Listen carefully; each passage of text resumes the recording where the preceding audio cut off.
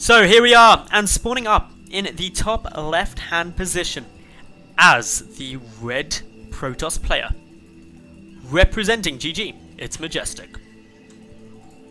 And his opponent down to the bottom right, the blue Protoss player. Representing Grubby, it's Grubby.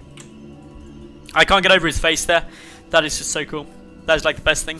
I really want, if I need to upload something funny to have as like my little thing there, but I just can't think of anything funny enough. Makes me a bit sad. But anyway, PvP, let's talk a little about the matchup and what could be going on. Scary stuff is the answer, because PvP is always intense.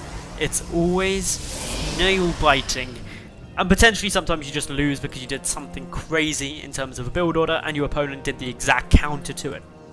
That's less so nowadays, because nowadays people tend to actually have quite a balanced time, because people have worked out that with a Mothership core, with Photon Overcharge, and generally a safe normal opening, you're not going to run into too many problems. So I wouldn't be too worried about that, especially from these two. These two got a long way through. They've been up against some pretty strong opponents, so I doubt that they'll be running into too many heavy issues. I'm just trying to actually take a look at who they've come through. Of course, Grubby just beat Dana. Grubby, Dana, and before that, Harstem. So he's already had a pretty tough run. Majestic, a potentially slightly easier run, or at least less known players with Troz and then up against Lily Cannon, I think. I may have said that wrong, and I apologise if I just murdered someone's name. But that's obviously a good point to get through here. I've got to add in the best of 3 as well, but it is of course a best of 3. Keeping a close eye on what these two are up to, and for the moment it's nothing too crazy. 2 gases up for Grubby, 5 probes in gas, meanwhile 6 probes in gas for Majestic. Their overall gas count, Majestic slightly up, so not too much there. Otherwise, this is a very normal game. The things we can deduce by having 6 probes in gas early for Majestic is that he's going for something tech heavy. This pylon position is a little out the way as well, could be for a Twilight Council. I always think that whenever I see something out the way, it tends to be a Twilight Council in PvP, just hidden somewhere where a probe isn't necessarily going to get in and scout it super fast. Meanwhile for Grubby, it's the second gateway. Second gateway is a good choice. This is one of those safe builds I was talking about, where a double gateway means you can apply a bit of pressure, you've got some map control. If your opponent's being greedy, you can punish them for it. If your opponent's trying to basically all-in you off of one base, you can actually hold most things and throw down an emergency third gateway if required. Grubby came in, got a little scout down, didn't see that pylon, and this is kind of demonstrating my point, that putting it up here can keep things really hidden out the way. And because Grubby has... oh no, Majestic's going to be going for a proxy Stargate, and we know that because it's hidden out the way here. Grubby adding in a Twilight Council of his own. No, again, we're at the back here, out the way, out of the scouting distance, but what comes out of this Twilight Council could be big issues. It should be a decent number of Stalkers, at least at first. It could then be a Dark Shrine or Blink. Really depends on what Grubby feels like doing. Both are viable options. Stargate is proxied. That's going to be an Oracle. 99% of the time that'll be an Oracle, and it can do a lot of harassment damage, especially if these Stalkers are out of position 1. Moving on forward, checking for anything proxied, knowing that it's a certainty, or at least a very high probability at this stage. Majestic moving in. Grubby getting so close, does scout the proxy Stargate, and that is exactly what Grubby would be looking for. And with this now, he's just going to pump out a lot of Stalkers. He's got Blink on the way, and now shouldn't take very much damage at all. The Stalker should pull back. He just needs to keep 2, maybe 3 around here and defend that Oracle, and he is hugely ahead in this first game of a best of 3. Meanwhile, up at Majestic's base, he's adding in a second gateway. I don't believe he knows that this has been scouted yet. He can't see, obviously, the Mothership core. The Mothership core has a greater vision radius, not to mention that I believe it's sitting up. I'm not quite up on the cliff yet. Just moving forward, sees some Oracles on its way. The Grubby now coming forward. He's going to actually attack this pylon before the Oracle comes out. Already a Chrono Boost has been spent, though. The Oracle may try to be focused nice and quick, if it even gets out at all. I don't think it's going to, so there, boom, it goes down. Not much achieved right now from Majestic, who's adding in a robotics facility off the back of this. It's important to note, though, that Grubby is in a good position at this stage. His Blink, his key early game tech choice that he went for, is already half done. Majestic's never materialized, so he's now having to go down a completely different route and wanting to try to defend what Grubby's throwing at him. He won't have seen these additional gateways, or the Twilight Council, Grubby adding in that robotics facility too, but not knowing the Blink's done, is going to be a little bit problematic. He needs Immortals, that's for pretty much sure. You need about 2 Immortals there, but may not even have time to get that at the moment, because in now comes these Stalkers. Start chipping away. They take out 1 probe, should get 2 probes, maybe even a 3rd, depending on how greedy he's wanting to be. But without Blink, just playing it safe, letting the Stalker count raise up. A pylon is down for Grubby, but a push through the center of the map could be problematic. There is 4 Stalkers here at the moment, 4 Majestic, if I'm not mistaken, just taking 3 Stalkers for Majestic, 4 there for Grubby, so not a huge lead for Grubby as of yet, but as my mouse decides to stop working, we do see that Grubby just looking to poke and prod. Stalker count's currently sitting at 11-6 in Grubby's favour. That's huge. Photon Overcharge is not available. There's only 90 energy on that Mothership core for the time being, so needs to keep a good eye on it. This Observer, just keeping a good eye on anything that could be there. Grubby's got to be careful not to lose any of these Stalkers. Also trying to pick off that single sentry. If that went down, that'd be huge. Big blink up. Aggressive plays coming down from Grubby. Gets hit by Photon Overcharge, but baits it out nice and early. Continuing in, we need to see whether or not Grubby is going to be able to take out any of these Immortals. If a second Immortal pops, it becomes a lot harder for these Blink Stalkers to do that much. 1 Immortal can get focused down fairly easy. It's backing away now, trying to get to safety, and that means Grubby takes a good amount of damage from the Stalkers of Majestic. Back at home, Grubby sitting at 27 probes to 29 of his opponent. That means Majestic up in the economy stats. With 2 Immortals out, this should force Grubby back, although 1 of those Immortals is very low, so the 3rd one probably will signal the end to this, but still just so much DPS, so much damage output up against those Stalkers, and that's really what we're going to see this really boil down to, is can these Immortals get some big shots off. Nice pick away from Grubby there. Grubby also now knows the timing of this natural base. His own natural is ahead by about 20 seconds, and he will force the cancel of it, further adding to his lead on getting this natural base up. Getting the additional base simply means that he's going to get a solid economy, will be able to level out that probe count, and will get a greater economy going into the later game. And with it going into the later game, with these 3 Immortals down, unless there's a big slip up, we should be seeing some really quite late game tech.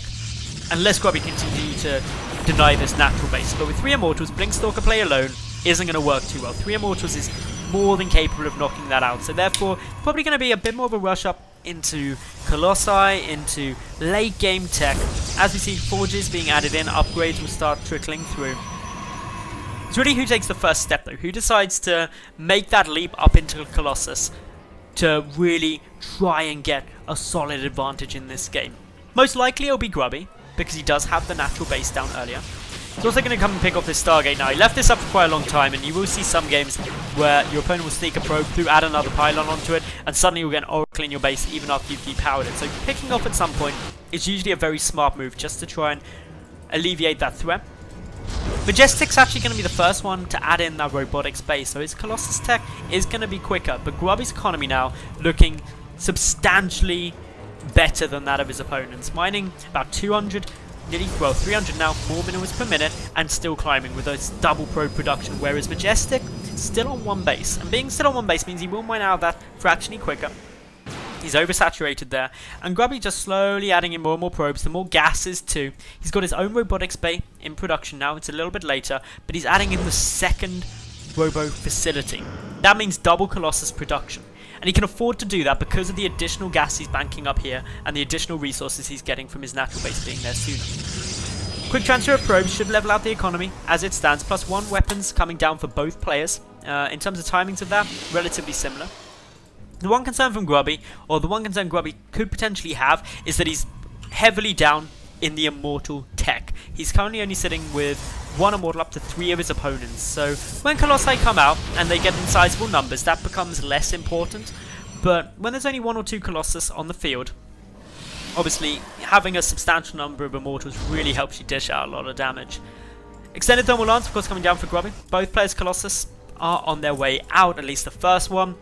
The upgrade's relatively similar, but Grubby though adding in substantially more gateways, 4 more gates being added into this mix. That's going to take him up to 7 gates as opposed to his opponent who's still sitting on 3. That's a huge leap in production, which you don't have to know anything about StarCraft to be able to comprehend that. Obviously going up to 7 compared to your opponent's 3 production structures will really swing things in your favour. But it's likely that we'll get Majestic add in those additional gateways too at some point. But Grubby, moving across the map, trying to hit before that, may look to take a third base. It looks like that's exactly what he's aiming for, with a decent amount of minerals banked up. If he added in a third now though, what that would result in is him having less resources to go for some fast warp-ins and utilise those additional gates. And so because of that, we may not see it come down. He could just be faking it and waiting. Nice little push coming through here at the moment. The Colossus can be used to break those force fields if required. But mass recall coming down, just backing out to safety. Still no sign as of yet of Grubby taking that additional base. His additional gateways have completed, but yeah, there they go, morphing into warp gates now. Decent amount of free supply, which is something you've always got to be careful of. If you are adding in lots of warp gates, you're going to be filling that up pretty quick. But the push coming in at the moment from Majestic, but with double Colossus production from Grubby, he's sitting at 3-2 Colossi. That's a fairly substantial lead for him there. An Observer will get taken down, that's annoying. A hallucinating Colossus as well may just split things into his favour. Grubby's aware that that's coming down, tries to get some good damage out, takes out an Observer very quickly, and he's got such a big lead in terms of that Colossus count that he's going to be trying to capitalise on it. Nice engagement coming down here. Grubby needing to back away. Doesn't want to get all of his Zealots killed unnecessarily. And for the moment, Majestic pushing on in. The Immortal's still there. The Zealots on the front line taking up a lot of that damage. Grubby's 4 Colossi though, still dishing away with the damage. The hallucinated Colossus may confuse the Stalkers for a while, but not too long. Grubby substantially won this engagement just due to having a much superior number of Colossi earlier on. So now Majestic is in full retreat. But it's, I don't want to say it's a futile retreat, because you can see games suddenly turn around. But if we take a look at the resources lost, Majestic's lost about 2,000 more resources than his opponent. And Grubby has got a huge advantage in the Colossus count, 5-3. And that's only going to keep growing. Especially when we get the Templar Archives added in, we start seeing some Archons through into the mix. Grubby starts really getting a huge lead. Third base though is coming down from Majestic, and if Majestic can hold this third, what that means is that he's going to be getting in a very good economic spot. Grubby though has his own third now started, catching it up. And it can all go really pear-shaped if the third base dies for either player. My concern for Majestic is holding off this slow movement forward by Grubby. Grubby has got all the map control because Majestic has no choice but to sit back and be as defensive as he possibly can. He has to just sit there and go, do you know what? I must not die. I must not die. And all Grubby's sitting there is doing is going, well, I can take the map. I've got more Colossi than you. I'm producing more Colossi than you. My third base is going to be at an equalish time. I've got the option of Archons from the High Templar. I've got Dark Templar coming through to try and sneak a bit of damage out. Well, with only the single Observer, those Dark Templar could actually do some really good work. So we've got to keep a close eye on exactly what they try and trickle through with. But for the most part, I'd say Grubby is still ahead. He's up in supply by a bit, but Majestic isn't out of this game yet. What Majestic has to try and do is find a way to edge ahead. Be that through this third base, be it through getting an economically, be it through some harassment, some drop play with a War Prism or something like that, maybe. But if he just lets this game continue as it goes now, Grubby is up in the work account, albeit by 1, and he's got the better tech, and he's got the greater Colossus count. Even though it's leveling out now, of course, Grubby is adding in the Archon, so that is actually the leveled out Colossus there. So that's now on par, but the Archons for Grubby will be making the difference. I'll tank up some more of the damage. Grubby does have the 2 Immortals as well. He has a scarier army in total. Army supply, Grubby up by 7, which may not sound like much, but it can be quite substantial. A couple of probes going to get killed off here, and I say a couple, that's a fair few actually. 10 workers in total have been killed so far. Majestic, not really looking for any way to counterattack, but Grubby looking for the harassment. Gonna be trying to drop into that natural base, and he very well could be successful, because a large area where this photon cannon isn't defending. If we saw a DT drop, that would be pretty terrifying, especially since it would result in the Observer, the 1 Observer, if it's still only 1, yep, the 1 Observer moving from the army back to the natural base in order to see that. That may bring the entire army there, and if it were to do so, then that's where you start seeing the third become vulnerable, and that's where Grubby is going to be looking to secure a win in this first map of a best of 3. Is if the army comes back to defend this, he's going to go straight for it. Foam Cannon gets taken down very quickly. That removes all detection there, just as expected. And now the army pull back. Majestic on his way to defend this, and that opens up his third base. Grubby coming around the side. He's also dropping up into the main base. Going to be focusing the Forge. If he can take that down as the upgrades are coming through, that'd be very strong. Grubby not engaging into the third base as of yet. He doesn't know where this army is. That's why he's moving with a few more units. He's trying to bait it around here, there, everywhere. Anywhere that he can. The Forge falls though for Majestic. At the natural base, a Dark Templar getting a few more kills in. The worker count for Majestic starting to plummet. Grubby just picking him apart with this multi-pronged harassment. And now he moves in towards this third base. The Nexus looking very vulnerable. I'm not sure. Definitely not now going to get back in time to defend that. And therefore, Grubby is now a base up. He's massively up in the worker count. And Majestic only has his standing army to stop the might of the Blue Protoss. And even if he does manage to take out this army, he's going to have a bit of a tough time because Grubby is recalling. And this is such a smart play by Grubby. He goes, well, I've killed your economy. Your economy is basically non-existent. 32 workers down. You haven't done much to me. I'm taking my fourth. And I can now outproduce you hugely. But your standing army, that's still quite comparable to mine. I don't want to have to deal with an army that's comparable to mine. I want to get my army a whole ton better than yours, and then we'll trade when I know I can win. And that's what a smart player would do. Templar Archives falling there is really problematic because it actually means the Majestic can't add in any more Archons. And that's somewhere Grubby already has the lead.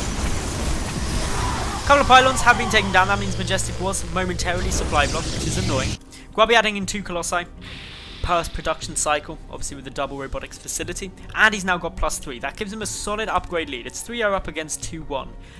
So yeah, I'd still say that's a lead for Grubby, especially when you factor in the splash damage from the Colossi. That's something which makes a big difference with the attack upgrades. So, other than that, we need to look at army composition. And for the moment, Majestic's army composition is heavily in Zealots. That's where so much of that supply is coming from. That's what's leveling it out. If you minus those Zealots out and actually just leave the power units, Grubby's up by 2 Colossi, up by 3 Archons, and rising. He's also adding in +1 shields, which obviously is beneficial if he does go into air. But he's already got a concave. So Majestic has to be so careful. He's taking damage back at home, which may force him into the engagement, but a good spread of those Colossi. Losses on both sides for the moment, but the Colossi for Majestic still staying up. But GG's cool. Grubby just has too much stuff, and he takes game number 1 of this best of 3.